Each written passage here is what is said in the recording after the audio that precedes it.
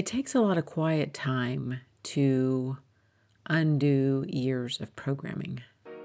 The universe isn't just out there, it's interacting with you. Claim your power by embracing the unknown. This is Tracy with Tracy Talks, and I'm here to ignite your curiosity. Don't just listen, embrace it. I've spent the last few years really trying to dive deep into what is it that I really enjoy doing. I remember begging my parents to let me get a job when I turned old enough. And it wasn't that I needed a job. I wanted out of the house. I wanted my own spending money. It didn't really matter what I was doing. I just wanted to start earning money. And then as I aged, I learned and understood what roles I could do well. And then once you get into a role, then you try to do the best that you can in that role. And you're really working to fulfill a role. And it was all about doing this list of criteria that makes up that role. And that's really what life has been like, is me trying to fit myself into a role. And I have changed roles significantly over my life. I mean, there's a vast variety of what I'm doing. And it was always from this mental perspective of, I'm trying to excel at this role. And it hasn't been until this last few years that I'm trying to step away from fulfilling a role and really look at, what do I enjoy doing? What do I want to do with the rest of the time that I have here? I have learned what skills I can do pretty well, and I know what they are. Do I want to do them in a professional capacity? Not really. I don't care. I don't care about progressing anywhere. I don't care about getting feedback anymore about what are you not doing appropriately or in an acceptable manner to fill this role. And I know for myself that it has been a struggle at times to strip away all of these beliefs and ideologies that I have picked up along the way. Like, you should do this because it will get you this, and you should be like this, and you should do this. And it hasn't been until I've had space away from a job. There's been a couple of transitions over these few years where I've had gaps of employment.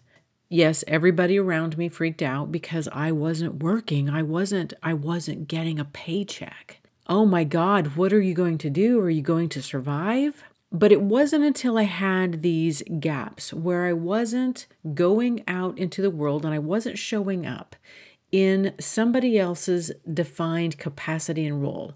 It was just in those moments where I could show up as myself that I started to strip away the layers of these things that I've been carrying that aren't really me. I don't care about that. I really don't. I care about these things.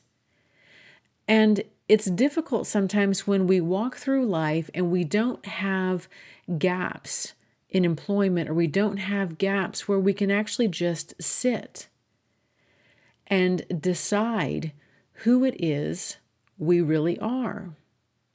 And I've seen that with relationships as well.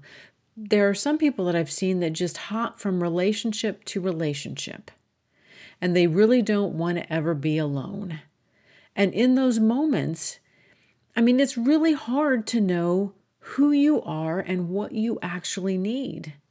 Because I've seen so many people that, 1 minute they're in a relationship with this person and they love doing this and they love doing these activities. And then you know what? They get into another relationship and then they like doing the activities that that partner likes. And it transitions through people. And I want to just say, who are you? Who are you really? And why are you so afraid to just be in that gap moment, to not have a relationship? Why are you afraid to not have a job for a few months? I know society tells us that, especially for a woman, I'm not a whole person unless I have a partner, unless I have a person to show up with. Society also tells me that I am an incomplete person if I don't have a defining career, if I don't show up and have something to give you so you know who I am. Sure, I could have just immediately found another role for me to fill. I wasn't learning who I was really.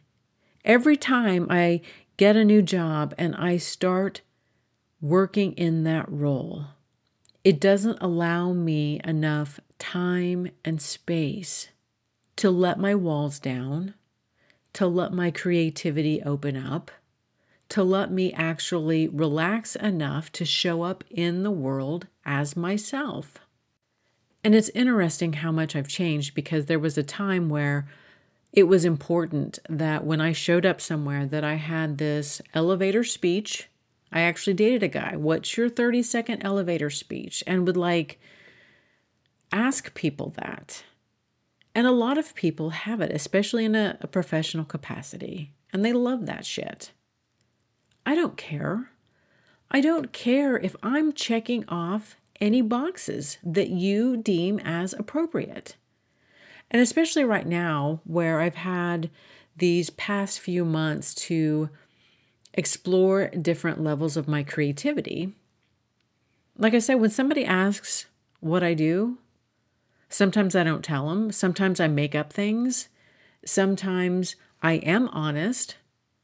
But at the end of the day, it really doesn't matter what the opinions that people have. And I know some people say that they feel like I'm hiding what I'm doing when I don't explain honestly what it is. And I push back on that, because I don't tell people sometimes because I don't want to have to explain. I don't want to have to try to bring somebody on board. I don't want to have to hold their hand and tell them why this matters to me, because I don't care. I don't care if you understand or know what I'm doing. The only thing that I do wish is I had come to this realization, 20 years ago. That would have been amazing. But life unfolds as it's supposed to. And I have to remind myself that I am on my path. I haven't missed anything. I haven't missed opportunities that were for me. And everything is happening just as it's supposed to happen. And I see friends right now who we're at this point in our life where we are making big transitions. And how great is it when some of my friends have time and take time between careers and between jobs to just sit in the nothingness. Because so many of us have been working since the first time we could get a job. There haven't been long breaks. There haven't been times where we could just sit in the nothingness. And that nothingness is where our creativity can actually come alive. We actually learn who we are, what we want, what we love, what we need. Those are the moments where we aren't trying to fill a role. We aren't trying to be something for someone else. And I know people will be like, no, I wanted that role. I know we think we want things sometimes, but when I look back and there were some of those things that I thought that I really wanted, I didn't. That was just some role that I saw somebody else doing and they seemed so happy, and I thought, well, I can be happy doing it too. And I wasn't really happy.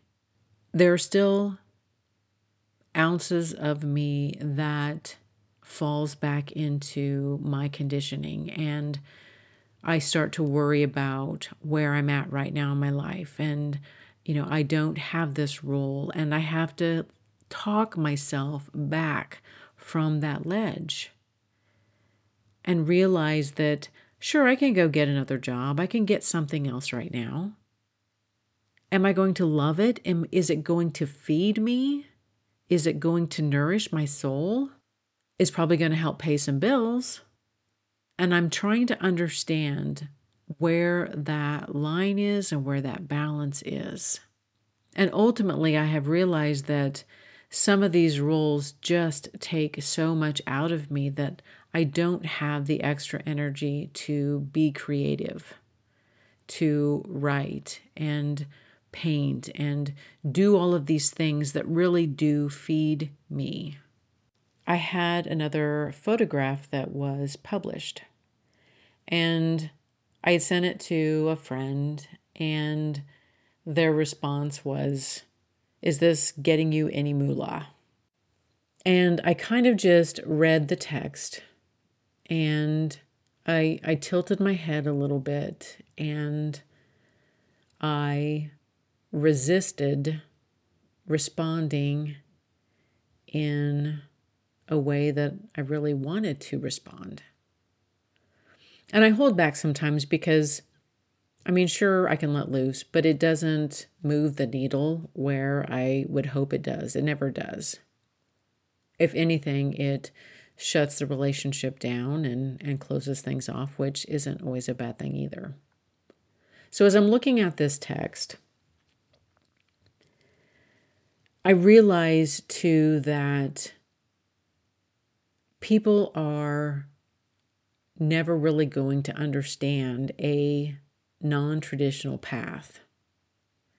As much as they think that they're open-minded and they're acceptable to everybody,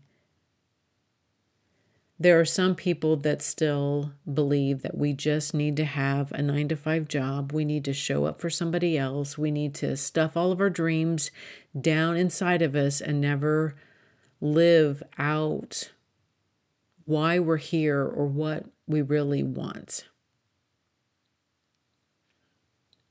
And it was all I could do to hold back from saying, you know what, I see you. I see you showing up to a job that you hate. I hear you complain about it. I hear you pushing your dreams off. I see you denying yourself an opportunity to live out who you really are just because you think you need a job. We have a limited amount of time here on this earth, and I am doing my best every single day to resist falling back into this, I should be doing this because somebody else said it was important. And I'm doing my best to show up every day and honor who I am and my creativity and what I want and what I believe in.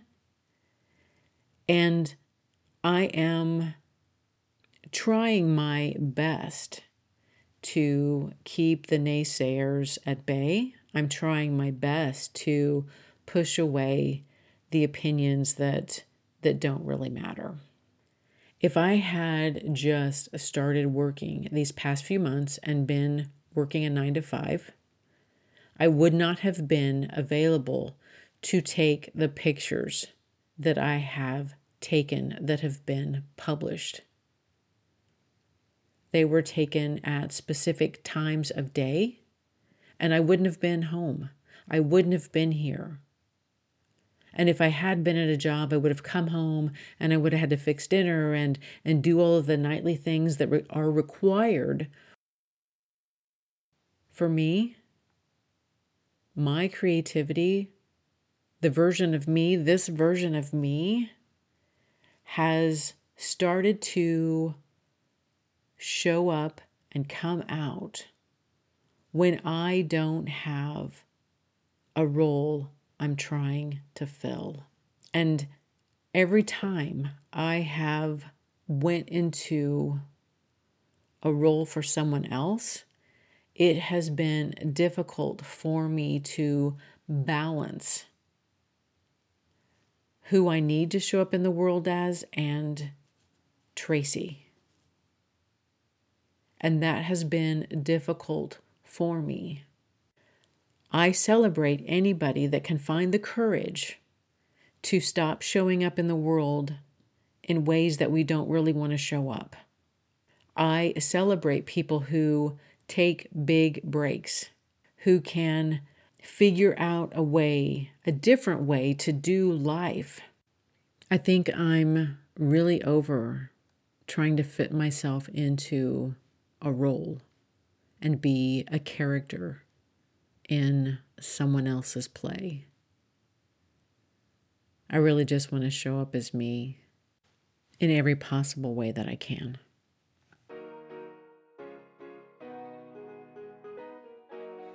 Thank you for listening to this episode of Tracy Talks. Remember to rate, review, and subscribe, and share with others who would enjoy listening to this podcast. Friends can find Tracy Talks available on iTunes, Spotify, Substack, and YouTube. Hit me up on Instagram and Facebook at More Tracy Talks. And until next time, we meet again.